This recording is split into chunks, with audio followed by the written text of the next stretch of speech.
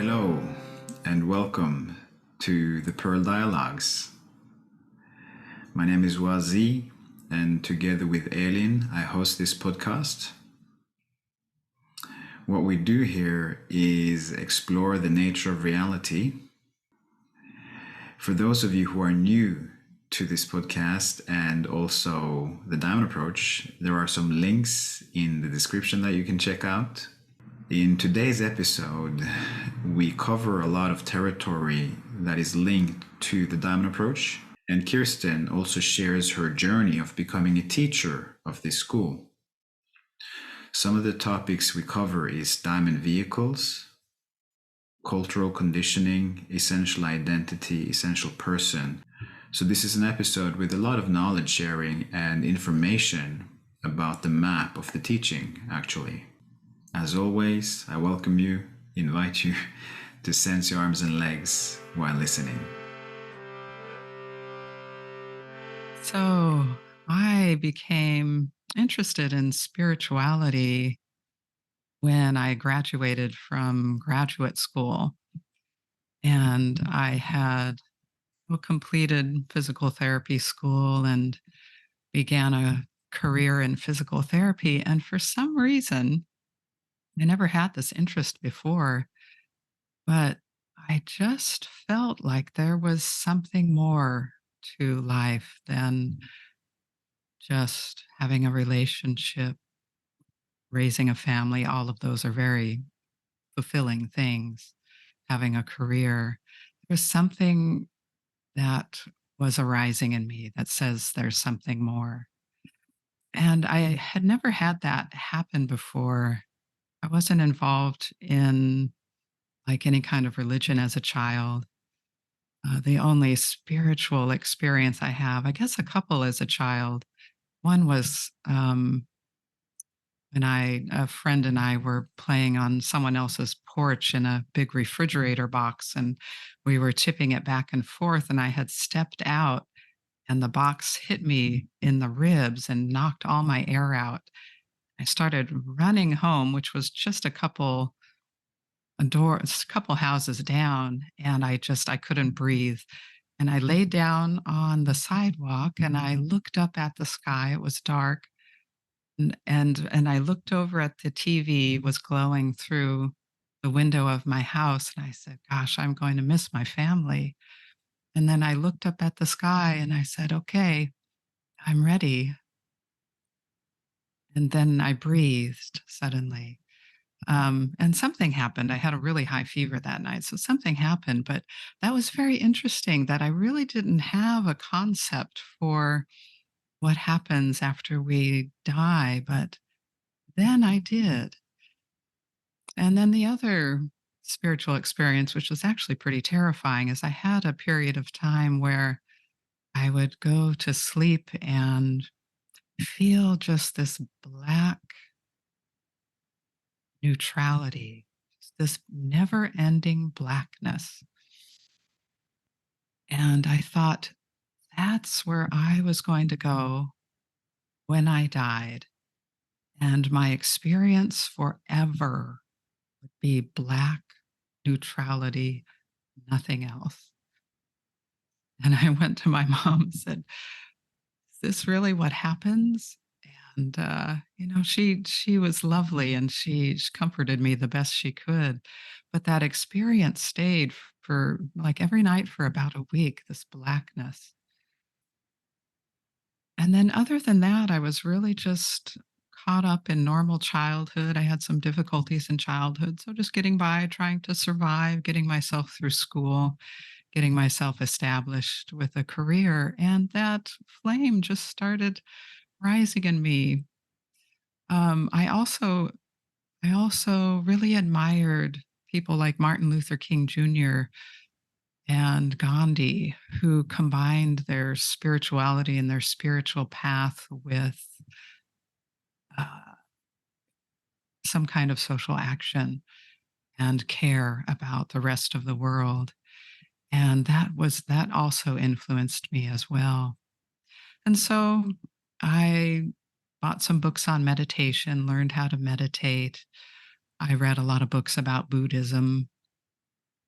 Um, and then, the Buddhists talk about the ego. It's like, what is that? It's like I couldn't quite really figure out what that was. And I knew it had something to do with my personality and me, but it was said a lot without really defining it well. And I was at an office going through a series of Rolfing sessions, and one of Hamid's books was there in the waiting room, and it was his book on essence. And I was just kind of flipping through it, and I found a page where he described what the ego is so much more clearly than I ever heard.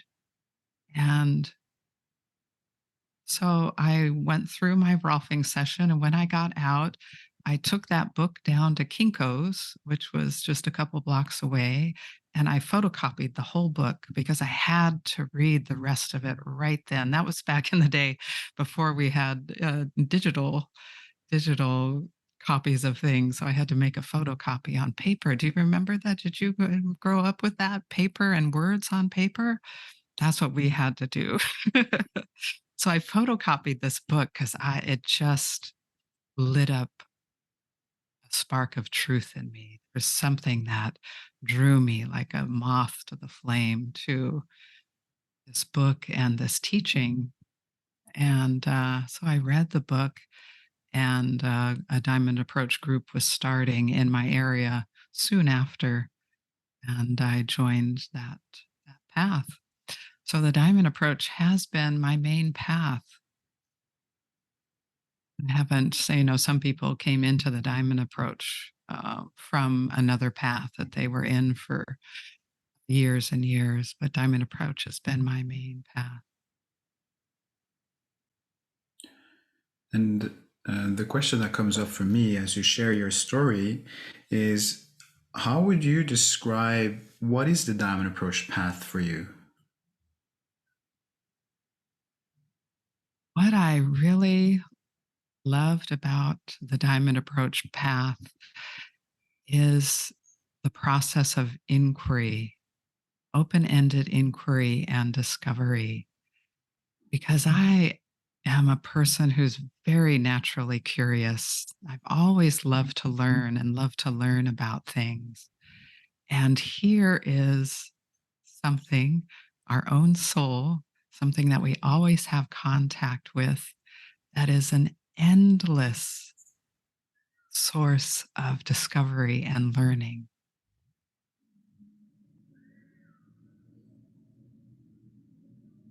So that really, for me, was really what I've loved about this path is the open-ended inquiry, not about a goal, not about getting somewhere, but having this incredible map and this incredible wisdom about the common things that happen as the soul is unfolding, as we're contacting more and more presence, and our personality is getting thinner, some parts of it dissolving, because there's certain steps that happen along the way, and there's a lot of knowledge and wisdom about how that generally looks with all of us, since we have different histories. There'll be different details about that, but it's so helpful, like when I'm in inquiry and something is unfolding in me, and Karen or Hamid's voice, or one of my teachers, Jessica, was one of the main teacher in my first group. Their voice would come in about something, that then just that little bit of understanding, oh, this might be what this is about, and then it starts to unfold. um our guidance, our contact with guidance does that as well. Once at first, we are usually engaging in inquiry from our personality. So, our personality and its perspective of awareness is looking around and kind of making sense of things. And then at some point, especially when we're in inquiry and we ask time and guidance to come in, at some point we recognize that there's some potentiality that is starting to happen, and something else that is making sense of what what the fabric of our soul, what is arising in the fabric of our soul at that time. And that's a period of time where then our personality goes, wait, I want to know, or I want it to go this way, or I definitely don't want it to go that way because I've put that down in the basement. And and I've related to people and lived my life without my knowledge or anyone else's knowledge. So time and guidance as well as really kind of letting go of the reins of our inquiry and allowing that wisdom of that vehicle, that brilliancy of that vehicle to start connecting the dots for our soul to unfold. So, so both are helpful. We have a very detailed, wise path, wise map for our path that Hamid has laid out and other teachers. And you mentioned the diamond vehicle, which is a unique term to the diamond approach, the diamond guidance. Could you share a bit about your understanding of what that is for our listeners? Hmm. Yeah.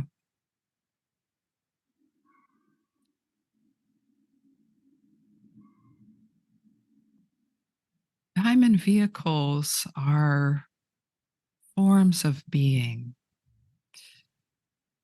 that address universal truths about the personality. And the forms of being in the diamond vehicle have all of the essential qualities as part of the form that then is entering or influencing our soul to help it open up something very fundamental about how the personality formed and covered over the full knowing and experience of who and what we are. And so the diamond guidance addresses the fact that our personality thinks that it knows ourselves, thinks as it knows reality. And the personality can only take us so far to the full knowing of our soul. The diamond dome is another diamond vehicle that tends to affect the head, and it addresses how the personality can have experiences, but to truly know presence is to be presence without any separation. And that's also a sequence, a step-by-step process. At first, we have our personality selves and we're having these experiences of presence, and there's ourself having an experience of presence. The diamond dome comes in, everything gets quiet, and you are presence. The the stupa is a diamond vehicle of love, and love erases all boundaries without erasing the sovereignty of the soul. So the personality tends to divide us into lots of different parts that, some are okay with us, some are painful. It divides the world in parts. It's us and the world. And some people we're drawn to, some people not so much, so that it interferes with our experience of unity of the world. And the stupa comes in and shows us through our heart and through love that we're not separate from anything, because everything is that fabric of presence. Everything is that manifestation of the absolute. The diamond wheel. I mean, I could go on with the other diamond vehicles as well, but they're addressing real nuggets of where our personality gets stuck. And we know that we're experiencing a diamond vehicle a couple ways. One is that it it affects our experience, like the example that I said about diamond guidance. Like when we feel something start to come in, there's usually a potentiality in our soul, and we just wait. Okay, how is this affecting our soul? How is this affecting our consciousness? Oh, that's starting to connect some dots with the stupa. Okay, how is this affecting my soul? Oh, starting to feel in a loving way that nothing is separate. And then, some issues come up with that normally because we want to be separate from some things. But oh, yeah, I'm not separate. And there's love here. I'm diamond will, that tremendous support that comes into the soul. It's like, okay, you feel something coming in, you wait. Oh, my mind is quiet. I don't have to do anything to be. There's this tremendous support just to be. And it takes every essential quality for that diamond vehicle to complete its unfolding of the soul, because for us to feel we're not separate from anything in our life as we relate to others, as we function in the world, as we hear about the different things that are going on in the world, it takes strong love. It takes supportive love. It takes powerful love. It takes merging love, golden love for ourselves and for the world. And that points to the second way that we start to know that where a diamond vehicle is coming into our soul field, is that we start to feel two qualities at once. Like with the stupa, all of the qualities arise as love. It's like, oh, this isn't just strong. This is a strong love. This isn't just powerful. This is a powerful love. So with diamond guidance, all the qualities arise as intelligence, diamond intelligence, not the intelligence of our personality, which can be pretty intelligent, but nothing like that diamond vehicle. Oh, love is coming in as an intelligent quality to touch this part of our soul, because this part of our soul needs that intelligent quality of love to let go of the reins of knowing, and to know that we don't even have control over our inner experience, and to let go and to let that unfolding happen.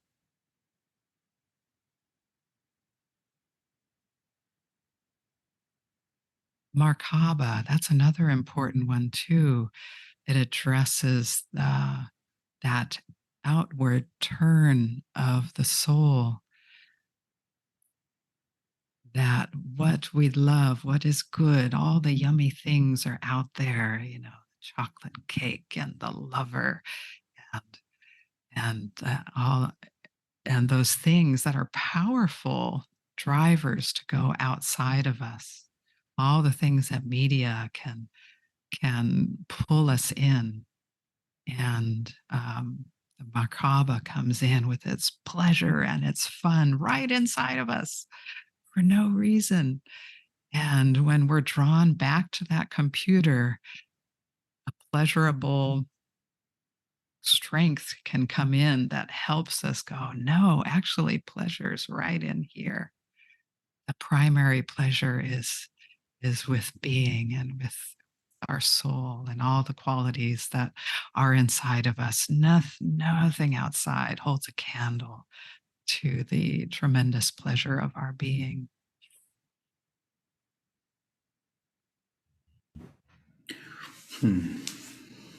Yeah. There's a lot of information and knowledge in that. And Right. Really, yeah, I'm just taking it in. I'm like, whoa, yes.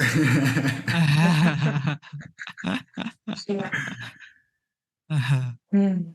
and one thing that I want to touch on is we speak of the pleasure of being, and it's interesting how for such a long time and for so many, I think the pleasure of being to a large extent eludes a lot of people, right? Yeah. So initially and for a long time, there seems to be that pleasure of the depth and the pleasure of being, the pleasure of essence, is rather unavailable for a very long time till we work and digest and process a lot of the barriers and structures that hinders us from experiencing that pleasure. Although it does come out in the kind of those peak moments of our life. So it comes out in a little bit of a distorted form, but people can feel it in like being out surfing on a wave, a certain freedom, or climbing up the side of a mountain, or being in love. We're never fully cut off unless we've been through tremendous trauma. But you're right. Once we start recognizing how available it is, once we've traversed what's in the way, yeah, we realize that, wow, we were living in a limited way as far as the goodness and pleasure just within our own being and in the presence that's around us all the time. Yeah, I can relate to that and to like having that type of awakening of relating with people in being. Like Mm. at going to a center where people are just putting their phones away and their computers away and being like, okay, we are here and we're now, and usually involves quite a lot of curiosity and eye gazing. But there's something in Yeah. that, and then not finding Netflix and chilling or Netflix at all as interesting as it was before. Just getting entertained, like and one of the most difficult things for me when I got a child was to accept the fact that I couldn't sit in these long conversations with people, that I couldn't sit and be totally connected in being and in depth and exploration and going deeper and deeper. I'm not talking about inquiry, I'm just talking about that hanging out. Right. Because then comes something else and goes like, no, put your attention here. Yeah. So, yeah. And children require a lot of attention in a beautiful way and a lot of needs. And it's I found with my stepsons that it was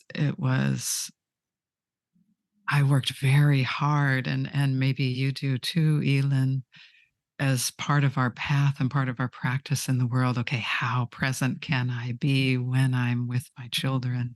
Can I still feel my body and feel my inner experience and feel them as well.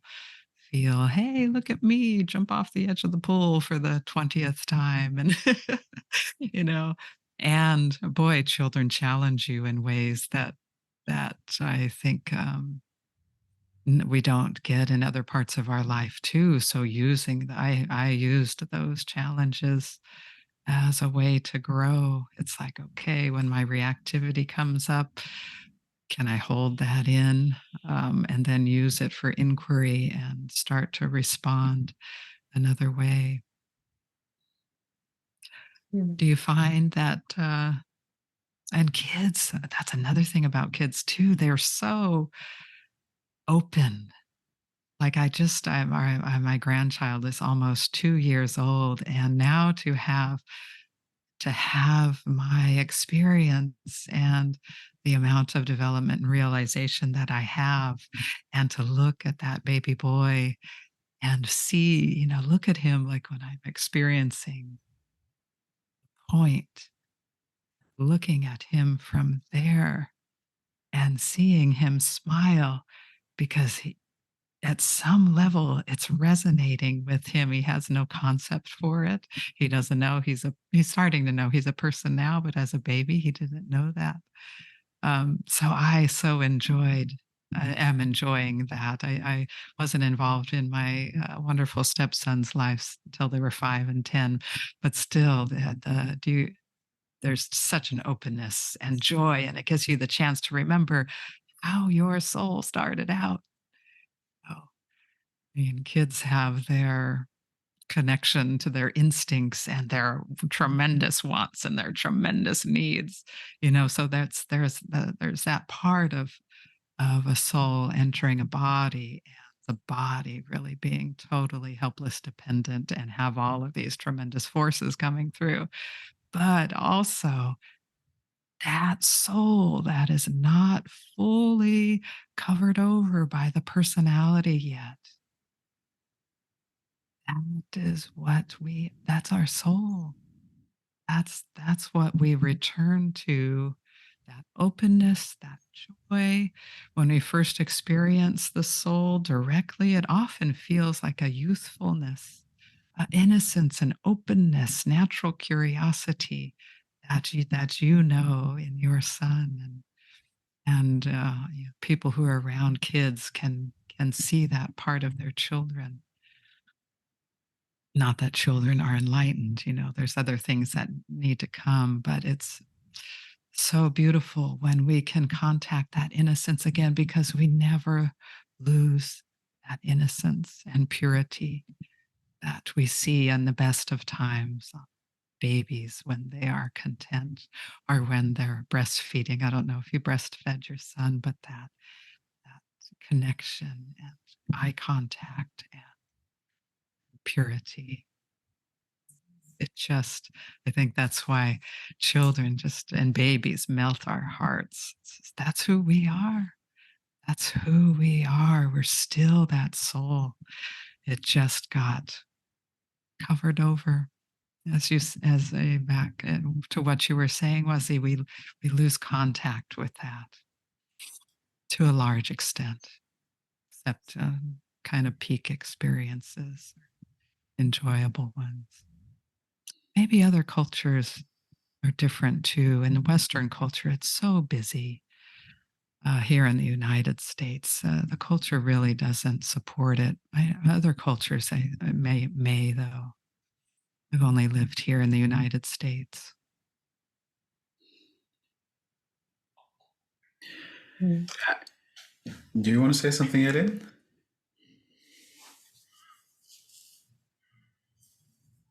Before going on to something else?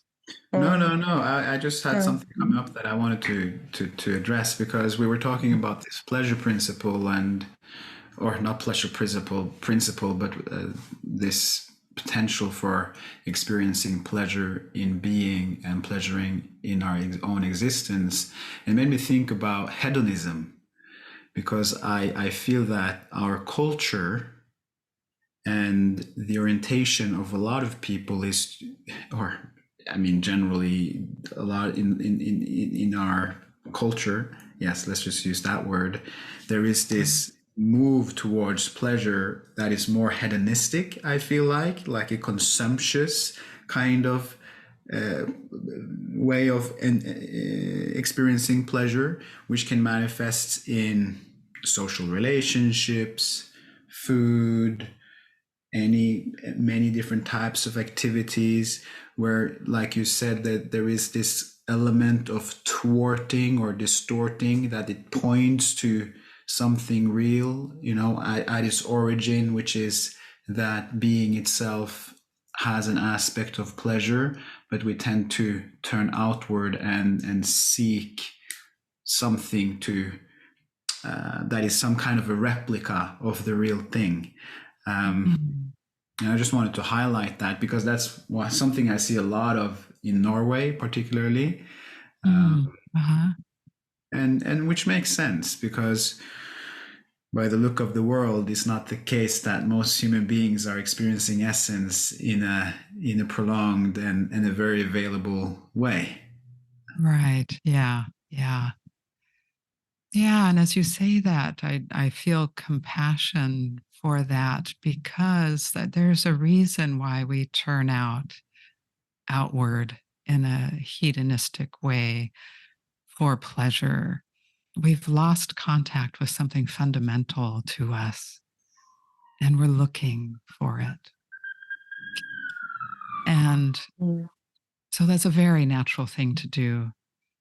And combine that with the incredible instinctual nature that we also have to come to terms with and clarify over our realization, then it can be very powerful forces that cause us to turn out towards things, very powerful compulsive forces.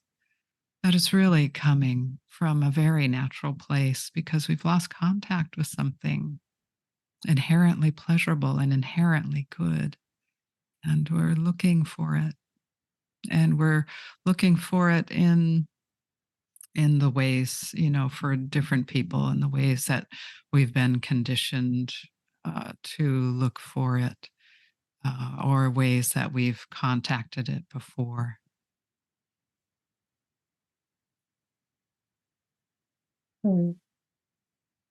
It feels like you just described my entire beginning of my 20s.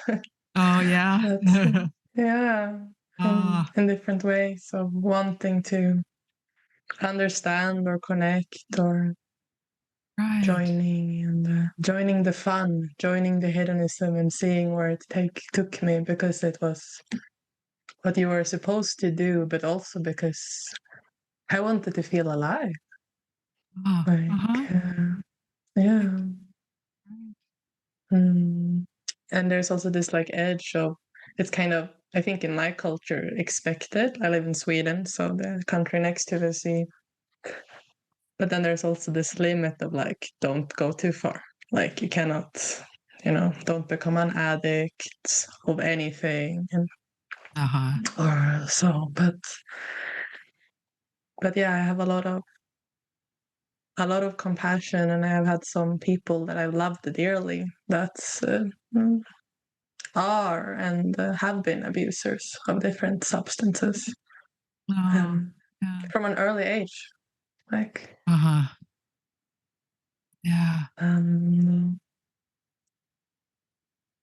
Yeah, it's interesting is to watch them and be a part of them. I haven't really partaken so much in it. But I was always like in the same. I was an observer to a lot of it, to a lot of people exploring reality or trying to dampen their own anxiety and trying to reach pleasure. Yeah. Yeah. And there's something curious about that. Yeah. Yeah. Right. And at some point, we find that it's never quite enough. And I think it's when people get involved in drugs, unfortunately, they get some good experiences, some good highs, and then they need a little bit more.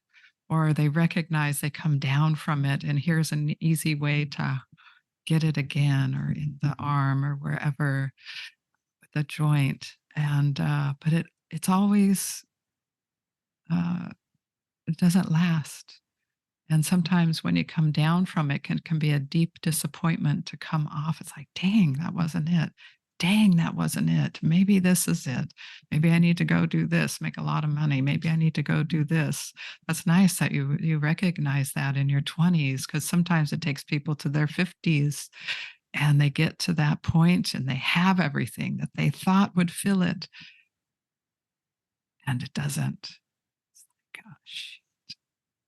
And that's the opportunity to come inside, because it's it's a reality that it's always there, and it's unconditional. It doesn't depend on those conditions, although certainly conditions can throw us off. Even the most realized person, perhaps if their house just got bombed in one of the wars that are happening in our world, that might be a limitation on that.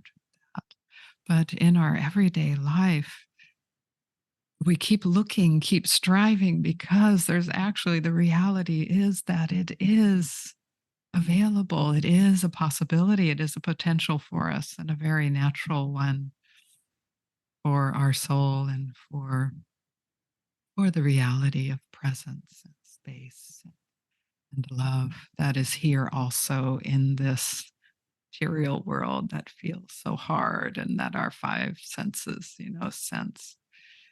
We also have the senses of our soul that in this culture just did not get developed. The senses of our soul that experience the reality that is also here with this physical reality.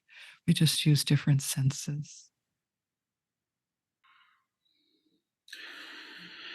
Yeah, I think from here it would be interesting to explore. Initially, you mentioned and talked about the essential person, the essential identity, which is something that the Down approach teaching has explored extensively, and also have teachings on. So that would be one thing that we could explore from here. And also, I would love to hear more about your experience, personal experience of doing the teacher training, becoming a teacher, how you relate to that, how is that for you, and how do you view being a teacher in of itself. Mhm.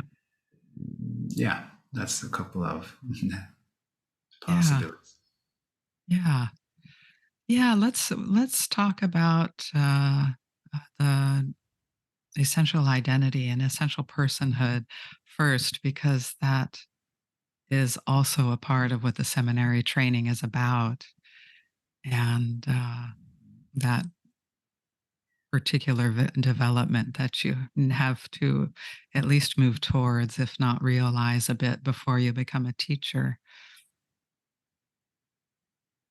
The essential identity and the essential personhood, I think, is a real jewel of our path. 'Cause there's a lot of paths that talk about non-duality, the non-dual experience, which is a wonderful experience, to experience that everything is a fabric of presence, of clear awareness, of love, um, dynamism. So non-duality really shows us that we're not separate, and it's a deep relief to our soul, actually, that we're not separate in that way. The way that our personality kind of has formed around our body and has made us separate. But what I see a lot is that the people who talk about non duality then feel like they have to be their personality to interact with other people and to function in the world. almost like they see the ego personality as a structure that's always there, and you realize non-duality, and then you come back into the world and you use this structure to then relate and function in the world. When actually, for one, non-duality actually is right here all the time. It certainly can be a transcendent experience, which is also a wonderful relief to be relieved of this world for a while, and ourselves for that matter. Um, so people are our path knows that there is an essential person that can form and be in the world to relate from an essential place with full contact with our presence, our soul, our qualities of being. And part of there are two qualities that have to do with our being an essential human being in the world,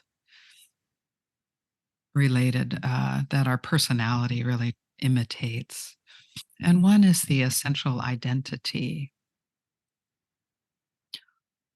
Our personality creates an identity based on something other. It's ourselves doing something. Like I'm a surfer. We take on identities. I'm a surfer. I'm a lawyer. I'm I'm a rich person, wealthy person. I'm a poor person. Can be related to quality. I'm a heartful person. I always care about others and do things for others. I'm a smart person. I learn these things and I know how things work. So we form an identity, a sense of self related to some kind of other, lots of kind of others actually. And the it's that identity is imitating an essential identity actually, because there is a like a point that that comes into our soul. It's a point of light, a point of brilliant light, and it's an essential quality just like other essential qualities, and it gives us the sense of I am here. I am. The soul doesn't necessarily need that all the time. The soul is formless and it's this conscious, aware presence. But our soul comes into a body. Our soul comes in here to a body and infuses a body, and that, that I am, and where is nothing missing. Unique, special I am. That tells the soul, that informs the soul, oh, I am. I am, and that challenges. So the personality is trying to imitate that I am. I am an intelligent person. I am a surfer. You probably have lots of things that are part of your identity, as I have had too. So the real issue with the personality imitating that identity is that it doesn't have that specialness of our essential identity. It doesn't have that uniqueness. So it needs to gather it from the outside. So we all, with those identities, we need to be seen for them. Look, I'm special. I'm intelligent, or I'm the most intelligent. We need some kind of mirroring our specialness from the outside. I'm a heartful person, and then we connect with someone who also thinks I'm heartful, and we share this kind of feeling between us. Yeah, I see you, you're special. You see me special. That's all just trying to imitate the specialness of our essential identity. We also, the personality also gets that by idealizing others. Like often when we join a spiritual path, we think, oh, isn't this a great path? I'm a part of this path, you know. So it's very natural for the personality to gather up things of kind of specialness and value because our personality identity doesn't have it naturally. So it gives us a sense of kind of a special sheen. It can give us a sense of grandiosity. And it's important to feel how that feels when we're feeling that personality sheen and where we get it from and when we get it and all these outside things that it's about. Um, and as we start to contact presence, as we start to contact what is really real, presence and qualities of presence, that starts to make that personality sheen, a personality and the sheen that it gets of specialness, it it it gets thinner. It's like, wait a minute, that doesn't feel as real as presence does. Actually, that starts to feel kind of fake. And that is conditional. I'm trying to get the specialness from other people, but sometimes it doesn't come. And when it doesn't come, when someone doesn't see me as special, I actually feel like crap. Oh shit, maybe I'm not special. I start to feel deficient. So we're going back and forth between kind of grandiosity, feeling special, then feeling deficient. And all of that is just saying something true about that personality identity. It's an imitation of a brilliant point of light where nothing is missing. I am there. So to get to that, from this personality identity to that point of light, we have to go through the truth of what our personality identity is. It actually doesn't have any specialness on its own.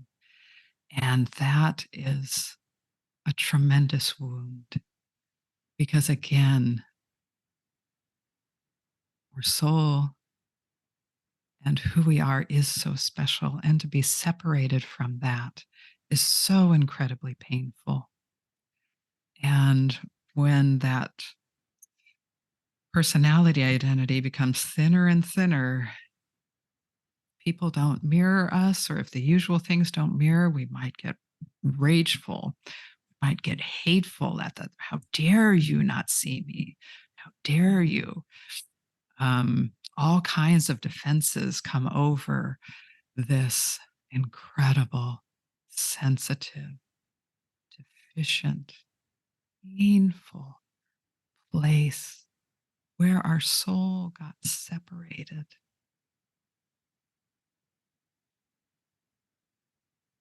Soul got separated as that identity was formed. So we have to go through the painful way we got separated. And it is a wound of deficiency with nothing to comfort, nothing to make it better, just empty deficiency. That's it. And it's our contact with our essential qualities. Like it takes some contact with strength to be able to endure that kind of wound, some contact with support to persevere and feeling it, some contact with compassion, passion to fill that wound. And I keep touching my chest because our soul infuses our body, and it's a wound of our soul. But as our soul is infusing our body, it actually feels very physical, like we actually have an open wound. It could be in our chest, it could be in other places in our body. It really does feel physical wound. Um, But when we start to move through it, we don't try to, through our thoughts, oh, yeah, I try to bring back our identity. We give up. We give up. We don't get meaning from the outside, kind of like you were saying, Elin. Don't get meaning from those things that we're trying to collect for pleasure. We try to collect things to shore up our identity, make us special. Well, we won't do it anymore. We go through that sensitive, painful wound, and at the bottom of that emptiness and that blackness, that eventually that essential identity will come through, and it's like, oh, that's what I was trying to imitate. This is not conditional. This comes from the source. This comes from the the absolute, the non-duality. This is who I am. I can be a person while being the whole person right here on this earth and the whole. And unless we know about, see, this is where the wisdom of the map of our path comes in so handy, because when we start feeling that painful wound, it just helps to know what it's about. So we that just helps, oh, okay, this is what this is. Okay, maybe I can endure it. Or if we have no idea what it is, it's like guidance will eventually bring us there if we have a real strong connection to guidance. But our guidance also uses our ordinary knowing, our conceptual knowing of our path, and it can just really be helpful moving through. So that's the essential identity, and we feel that, and it gives our soul a sense of identity. We don't, it's not there all the time. It's like a quality. And then from that identity, we can relate to others. We can do our taxes. We can. It doesn't totally take our identity, but we don't have to become someone else to do those things. We don't have to become a smart person and do our taxes, or a person who, sometimes our identity is built on painful things, negative things. We've been through so much. Someone has been through so much difficulty. Oh, I've been through the most difficulty, and look, I can still do these things. So it doesn't always have to be positive, but we don't have to go and form an identity then to be a person in that world, in the world, and a person, an identified person, a person with an identity. And then the pearl, the personhood, is another part of our sense of self, of being a person. But we can pause on that for a moment and just see if there's anything about kind of that path of becoming an essential identity, or what that is like, and what the personality is imitating, if you have to say, or we could just pause.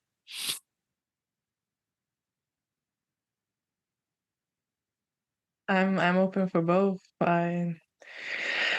A little breath. It's very rich, everything you're talking about. I feel like, oh, I'm just gonna need to sit down and inquire um and I also have a curiosity because I'm exploring the soul child right now.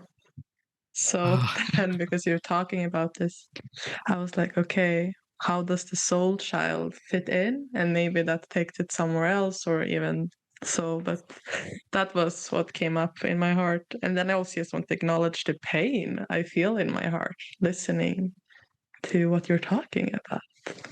I can feel that pain. yeah, Yeah. yeah, Mm. yeah. It is. That's good. You can feel it, because part of going through that wound of identity is learning how to tolerate that pain. It takes a while just to tolerate. Yeah. Mm. The And it's soul child. interesting. Go ahead. I become more and more used to feeling this pain of the heart, but a part of well-meaning superego is like, maybe you should go to a doctor and make sure nothing is wrong with your heart, Yeah, because you know right. you feel a lot of pain nowadays, like. Right. Right. So um Yeah. yeah, I And don't know, maybe I need to do that, but yeah, I can feel it. It's like, well, mm, yeah, it is a tough one, that wounding, and if it's always good, if we feel like there is a physical part of it, to go and see a doctor, and just make sure, get that off of our plate. But mm, the physical nature of it, comes right to that kind of outer shell, that identity that we've formed on. And once that shell starts to get pierced, yeah, it's very painful. It does feel physical. There's other reasons why our heart can be wounded. But the soul child, yeah, you bring up the soul child. That's a powerful form of our soul. I find, what I've found is that the soul child and our clarification of that form of our soul, it really is something that lasts all through our realization and our unfolding. It comes back around. And let me see what I can say about the soul child. A teacher used to say, my small group teacher used to say, the soul child is so powerful because the soul child has a foot in personality and a foot in being. So the soul child, that form of our soul, and by form of um, our soul is this dynamic, changing, conscious, aware presence that brings forms to the surface, to our conscious awareness, and then they come back. And that soul then gets kind of structured by our personality, by repeated experiences. So we experience ourselves as patterned in our personality. And since the soul child still has connection to being, connection to our actual soul, connection to its innocence, its liveliness, its openness, um, we it feels good. Sometimes our soul child is the part that's so playful, that goes out and experiences this world in its fullness, and it does so with a part of our truth, the part of the truth of who we are, but it's also like 5 years old. And so it gets us in trouble. It, uh, it wants to kind of pull us away into these, either adventures, or mine really, when that form of my soul, I shouldn't even say when that form of my soul would arise. It's kind of always there within, I'll say this for me, there, I realize it's always there within my personality. And my soul child wants to do what she wants to do. It wasn't anything specific, but just wanting to do what I want to do when I want to do it. And so when I'm getting ready in the morning and I can see it's getting close to time to go, because I want to be on time. Some part of me wants to be on time for work or for whatever. My soul child would come and just like take over my consciousness, and I would start doing this. And I would look at that clock and I would think, okay, I've got this much time. And I swear it would just like do a mind swipe on me. And I'd find myself, doing something else that was a little more pleasurable than walking out the door.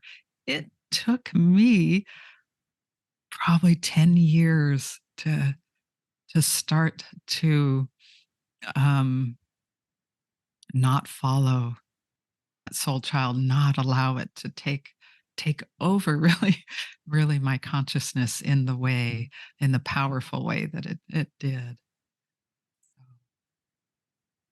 So that is a form of our soul that really comes to bear on all of our work with our essential qualities, with our essential identity, with our essential personhood, because our soul child, and it also can have our instincts in it. No, I just want to have sex and eat cake at the same time, as a matter of fact. No, I don't care about this. And there's joy in this. I know there's a soul child that says, there's joy in this. I know it is. I can feel it. It's real.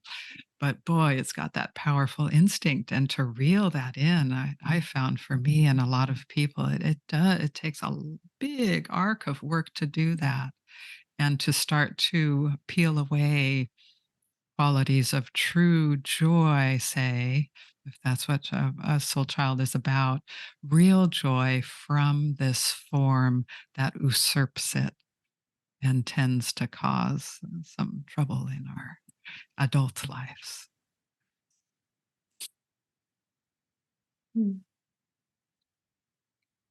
Yeah, thank you for touching on that. Now I'm just really curious about what you mentioned before, but like your path into becoming a teacher. Ah, Yeah. I can say something about that. If you want. And you can also ask us questions if you want. But we're also open for that. But yeah. Okay. Okay, good. Oh. So I entered the seminary of our work, I think, after about 10 years, 10 or 12 years in our path. And in the seminary process,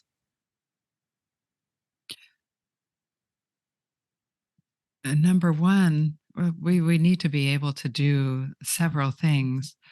Number one is become more realized in our path. So have more contact with presence, qualities of presence, compassion, strength, will, power, joy, curiosity, and all of the different characteristics of each of those qualities. So we have to have some dissolution and thinning of our personality so we can sit in presence with another person. We also have to know some things about the map of our path. That was something that I wasn't used to when all of my work and inquiry. I really didn't. I would read the books once, but I really developed ability to sit in inquiry and allow inquiry to unfold my process. I didn't have a good sense of the conceptual knowledge of the path. And conceptual knowledge is one thing. It's helpful in the ways that I've mentioned. And knowing the path through experience is another way to know it. So both, we need to be able to do both.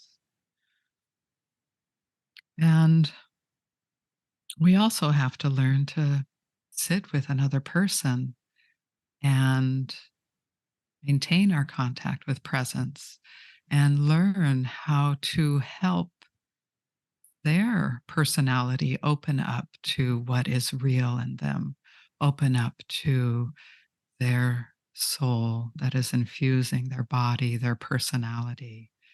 And so we learn ways to do that, and we practice a lot on one another. And we're practicing on one another in the seminary is very different than someone who has never done inquiry before. And open ended inquiry is our main modality in our path. So we need to be able to teach people to inquire, sit with them and inquire. Where we're sitting makes a big difference because we are transmitting the presence, the openness, the curiosity that that will register within their soul and help it open up, along with other knowledge about the personality and how the personality tends to show up, how personality patterns tend to show up, what they're related to. So the questions that we ask can like feel sometimes that like they come out of the blue. Okay, we all know, like with our personality, it's like, well, it's just the way it is. Like having needs is just, why would you want to have needs? I go along and I can take care of things. And so just the way you can ask a question and help the person question their own personality patterns can help them. Oh, and just then start to turn inward, start to turn towards themselves, start to know that those things are patterns. So it's a big arc of learning that happens in the seminary. And um, for me, and a lot of times, since to get through the seminary, there you need to unfold. We all go through our paths, and we all unfold in easier ways, for our soul to tolerate. And because some of the deeper structures or the more painful things, it takes some contact with essential qualities then to have the next layer of unfolding and have the next layer of things come up. So in the seminary, it really challenges the areas that you have not unfolded yet in our path as a student. It puts a pressure on those areas to unfold. So it's very difficult. It's a difficult journey because there's a reason why those places haven't unfolded. And myself and people, sometimes you find difficult layers of trauma that you either have not dealt with yet, or maybe that you didn't remember. That sometimes just unfolding a layer of your soul and then wonk, you know, this happened. It's like, oh, and then your soul is rocking and rolling and, doing its work to understand those very difficult places, move through them, let qualities of presence heal them. A lot of people connect with trauma therapists because that really has a specific modality to heal traumatic parts of our soul. Um, all the while that you're learning how to work with students. And then the particular part of working with students is in the seminary, you are filming yourself working with students, of course, with their permission, and they know that you're in training. And so other people are seeing you work with students, and they're seeing other people, your teacher and your group, your supervision group. So they're seeing you do well in some ways and do not well in some ways. So it's a very talk about that wound of specialness. It's like, you're, you're there with the student and you're being evaluated. And so that's a great place actually to unfold any more or any more of that wound of specialness of identity. Like, oh yeah, I'm going to be the best teacher and I got it going on. It's like bam, bam, bam. And it gives us the opportunity, especially if we haven't um, confronted that part of our soul, to continue to work that part. So it's a very difficult process. I found it to be very difficult. and very rewarding, not only for my own realization, because my soul unfolded and I contacted more of myself, more of reality through that process than I would have without, for one. And then, secondly, helping people who have that flame to know themselves more deeply, to know them, the more real parts of themselves and reality, to help people to do that and to help them with their journey. It's just such a rewarding experience. It can be humbling at times too, because again, you transmit all that you are, transmit your realized parts and your unrealized parts. So those come forth, as well with students. You're sitting right there in a field with them. Um, but yeah, I find it very rewarding to do. It's been my love. It's been my love. This path and this discovery. This discovery has been my love. So I love to engage that love with others.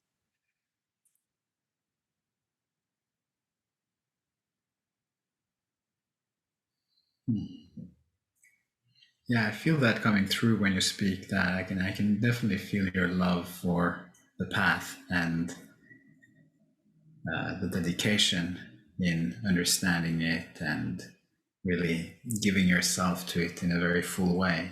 That's my sense when you speak. Yeah.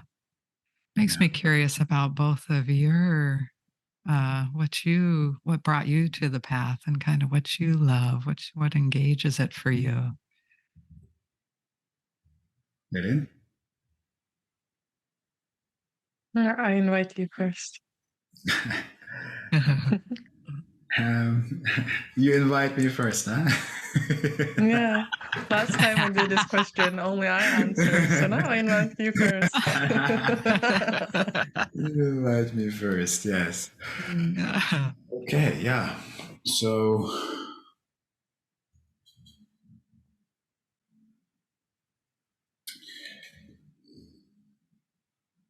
what do I love? Or what you love, or what thrills you, what engages you, what brought you to this path, any of those. I would say what engages me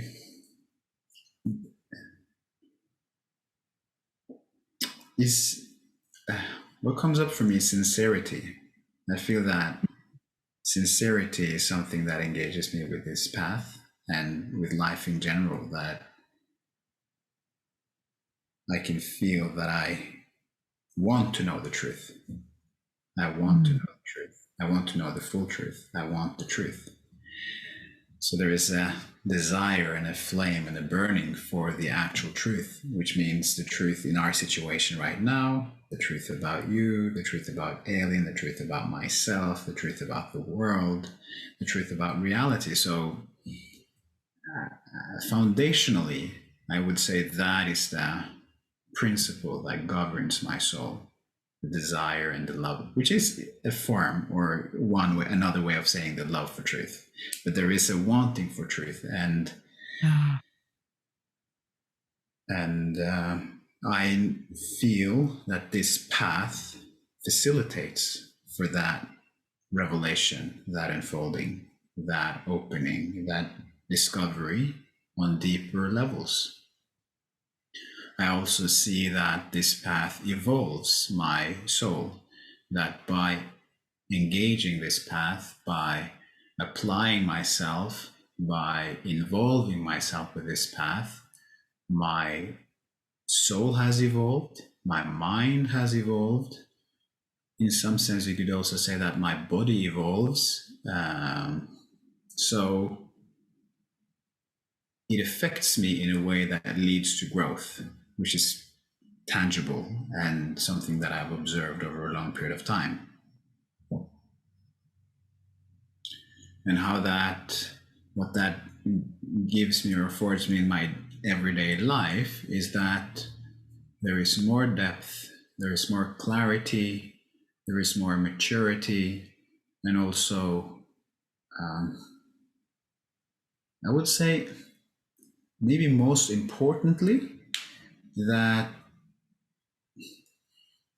my willingness to be truthful and my ability and capacity for truth has increased. And also, I would say my humility for truth, my receptivity is the word that I was looking for, my receptivity to truth.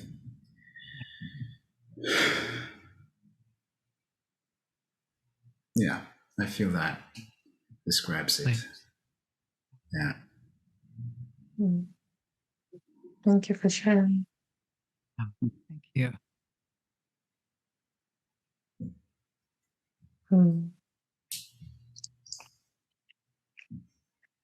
What comes up for me is, I think, the reconnection of love within me. And what love does. I think I listened to a teaching of Hamid when he said this being a part of the circle of lovers. But also it's like loving the truth. But that I realized when you love something, or he says, when you love something, it's also connected to a Rumi poem he's referring to. You want to get to know everything about it. And I'm realizing I'm giving myself a lot of self-love by the inquiry, and also by showing up for my friends, or being interested in them, or being interested in my inquiry partner.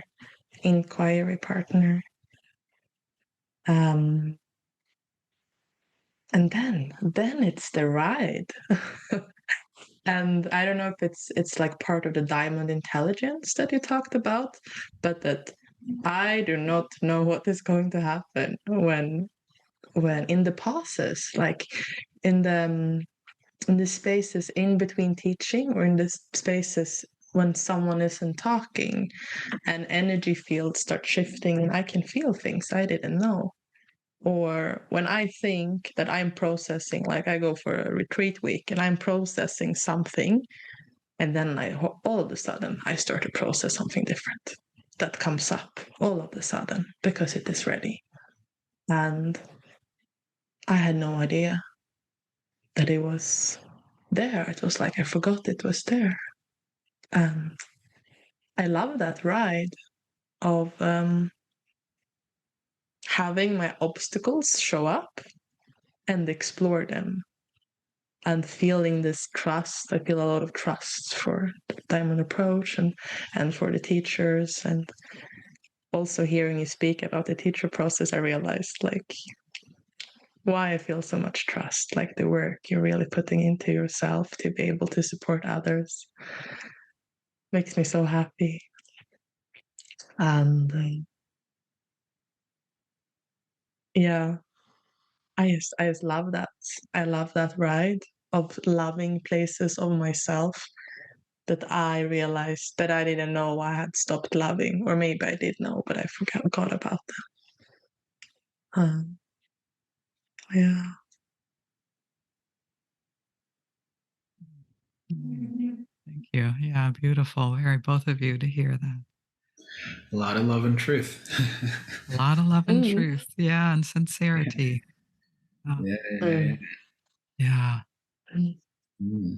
It's very, very needed in our path too, isn't it? By all of us, because we do our inquiry exercises together several times every weekend, where we're sitting with one another, the people in our group.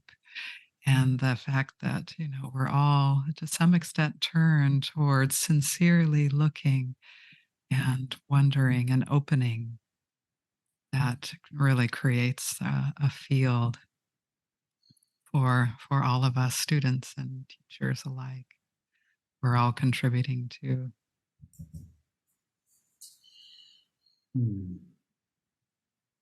I have a question, which is a personal question. What do you feel is what do you hold as important in your life? What do you find important? Do you have anything in life that you find important? Mm. My connection with what is real is the most important thing. So, connecting with what is real, then in whatever is happening in my life. It's always been that first. If I'm real and doing something, I'm good. That makes Yeah, sense. yeah. Um, I love to be real, and that's what I really value. Hmm. And what would you say is real for you right now? What do you feel is the reality of it, of the moment for you? It's the love that I'm feeling in my heart. It feels like kind of a combination of love and joy and truth. The field of presence that is here. uh,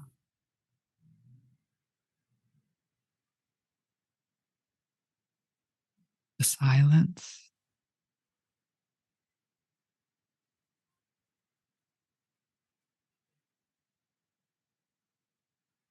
Yeah, as you were saying, Elin, that like we don't know what's going to arise. So really, whatever is here in every moment is what is real and true.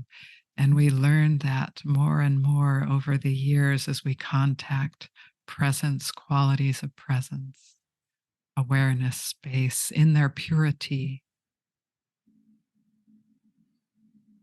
That's what's real. And it comes in all these different forms of incredible, deep personal contentment, vast, incredible, powerful manifestation, or that love and the mystery that is beyond this world, but it's at the heart of this world as well.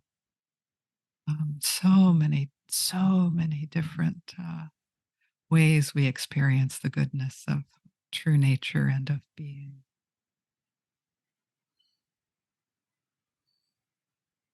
I think that's the beauty of the open-ended inquiry, and that in our path there is no goal. That we're not trying to be something. We're not trying to be in non-duality all the time, because that's not natural, not only for our dynamics changing soul, but our soul isn't any different from the reality. So the dynamic changing reality is always coming and changing, but always has that realness, goodness, truth.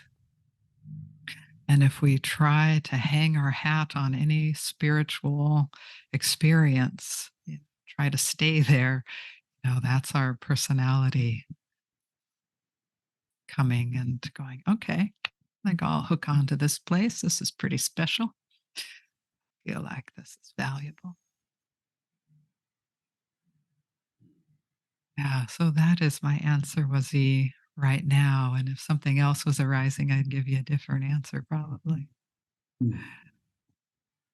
And it's not that I don't get caught in reactivity, but more and more, there's less of my personality self here, and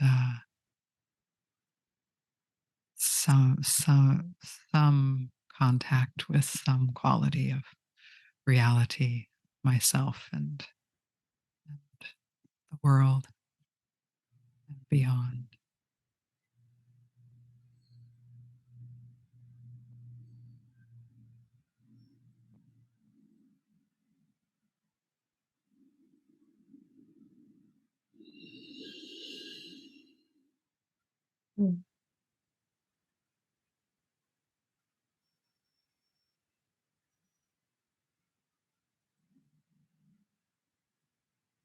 feels like that a pretty good space to, I don't know, round off or. Yeah, we've been going for a while. Mm. Maybe before we end, though, I'll say a little bit about the cultural conditioning of our soul and also the essential personhood, just because that's so important as well. Um, and I'll just try to bring forth the essences of those and not go on for an hour.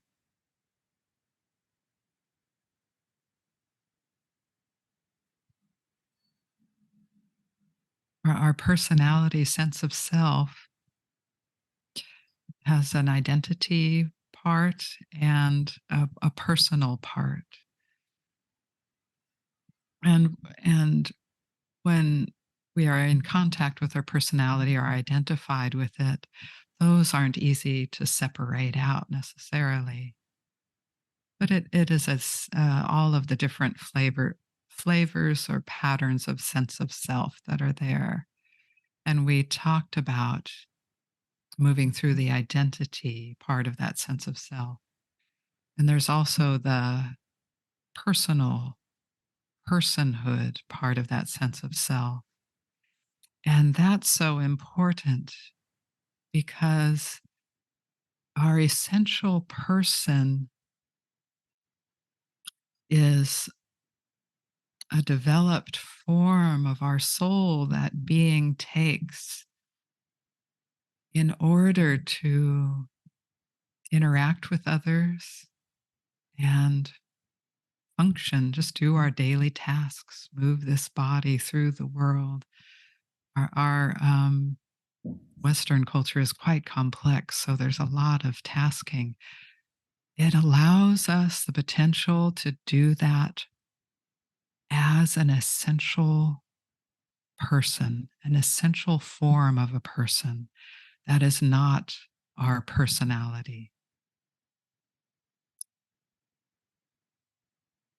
And our personhood, it starts, I think, I would say the origins to developing the personality limitation of our personhood starts a little earlier than our identity because right off the bat our soul comes into a body, we're born, and we're interacting with the people around us, our mother. If we have a mother and father, our mother and father. If we have two mothers, two fathers, whoever are our primary caregivers, we are interacting with them. And that is, and our parents, they have patterns of ways that they like to be interact with that make them feel good and that not so much because of their history. And their patterns also pattern our souls, the way we are responding and reacting to them, what gives us good feelings. And need to stay, yeah, we need to stay in good feelings. We're helpless. We need that psychologically and physically to have a good positive relationship to some extent to our mother, father, parents. Maybe it's grandparents that raise us. Maybe it's a whole tribe of people. Some people get raised by a whole tribe group, but that relating starts early and it starts to pattern this imitation of our personhood. And it's the same with functioning. We're learning how to take a piece of food and put it into our mouth. But first we're like going, oh, I was a soul and oh my gosh, what is this? I think this is attached to me and I can control it. And then that can do things. It can put food in our mouth and it could stand up and walk and tie our shoes. And so the whole time that our personality is developing, learning how to relate to the people around us in a patterned way and learning how to function and move in our body, um, our soul is being formed and patterned into personality patterns. And those are the ways that we, through our whole childhood and into our teenage years, but it's pretty set in our childhood. Our main patterns are pretty set in our childhood. There was a great documentary. I don't know if you've heard about it. I think it's called, I forget what it's called. The tagline was, "Show me the child, I'll give you the man. Show me the child, I'll give you the woman." And they followed children every 7 years and interviewed them all the way up into their 50s. And this gave us, the audience, the chance to see how the same patterns in the childhood continued through the whole person's life. It's really beautiful. Um,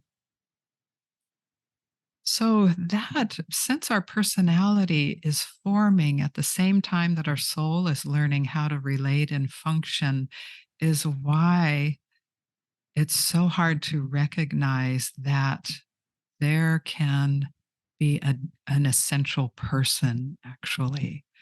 That even if we are very realized in non duality, we don't have to function through a personality structure.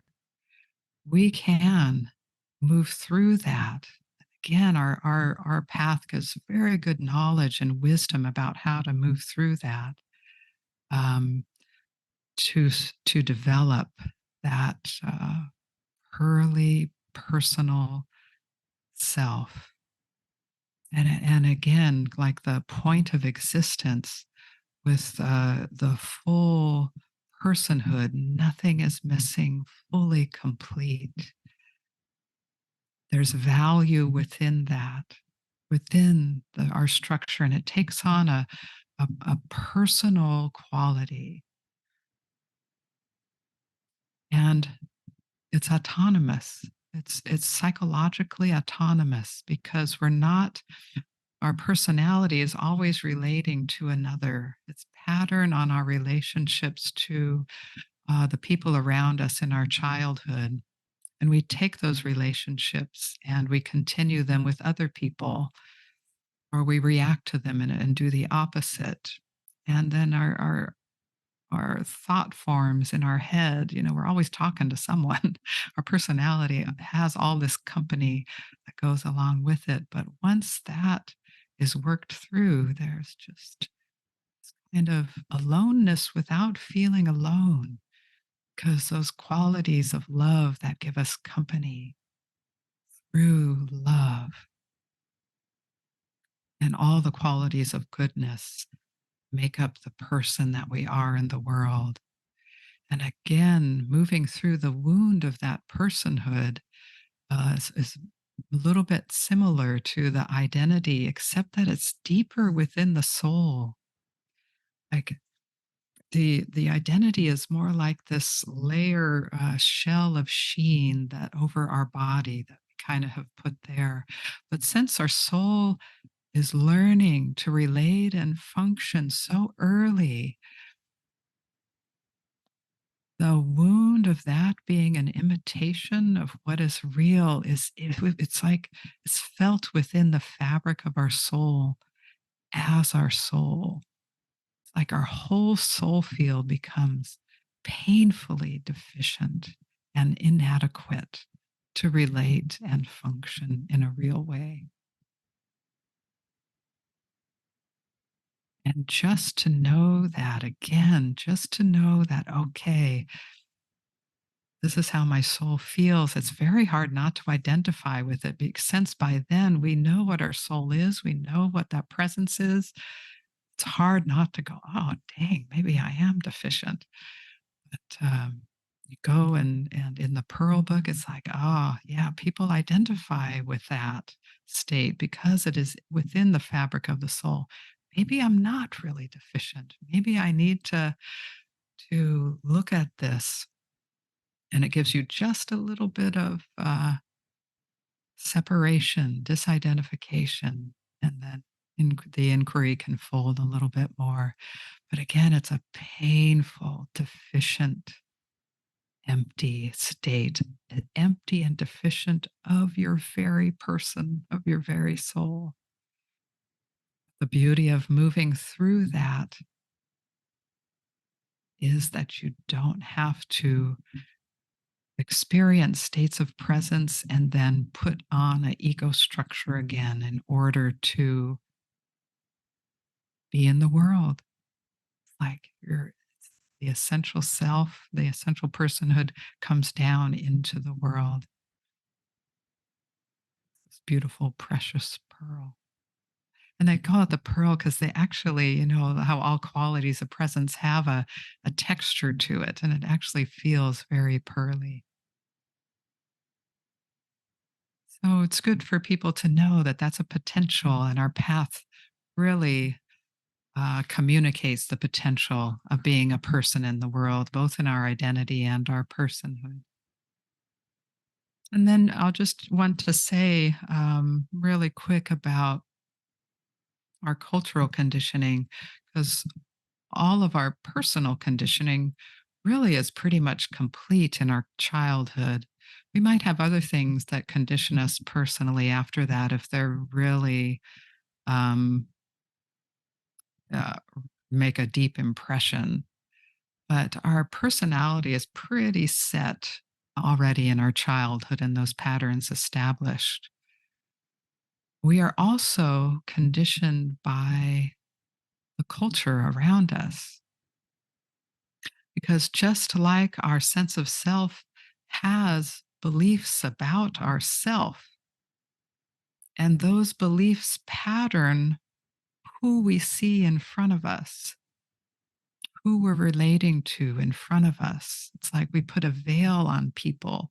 We put a veil on tasks. Like for one person, it's like, oh my God, I could never do my taxes. They're putting the veil of their past over that. The same thing is happening with our society, our societal conditioning, and our cultural conditioning. We have beliefs and values that are proposed by our society that we take on. And in the Western world, we have media that is showing us a slice of things that are happening around the world that we tend to forget is just a slice.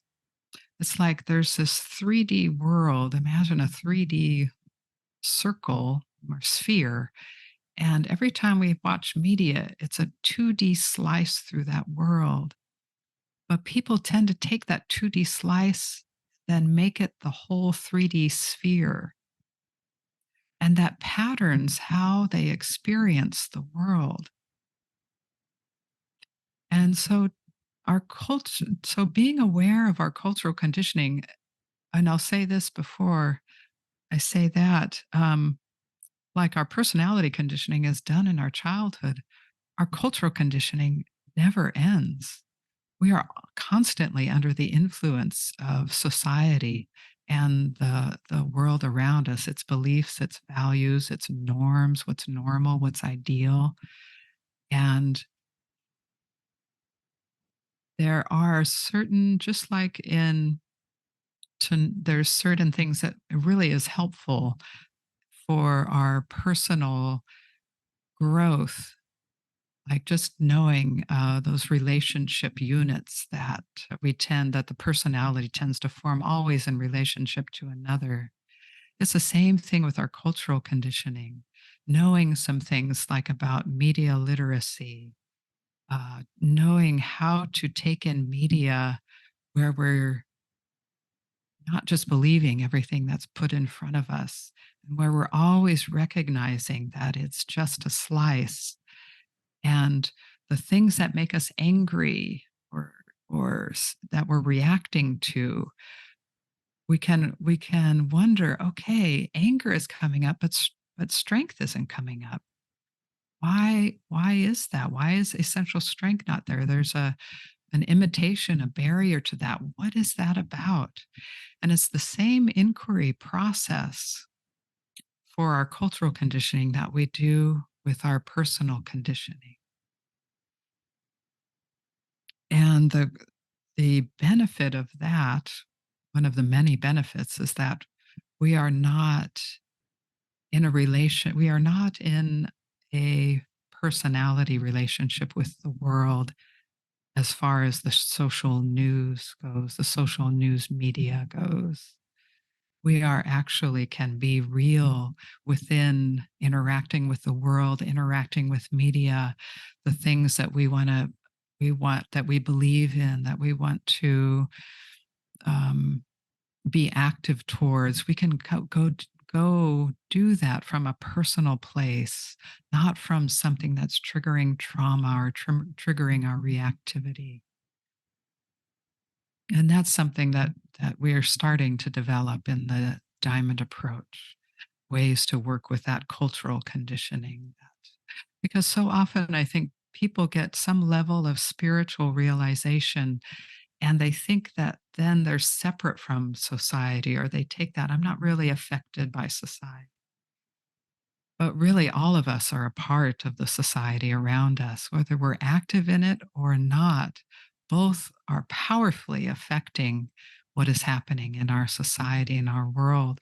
So, to just be clear, not everyone's is meant to act in society. I'm not saying that one is good and one is not, but there are certain things that can clarify our relationship to that conditioning, to where our spiritual realization doesn't have to be separate from who we are in relation to the society around us and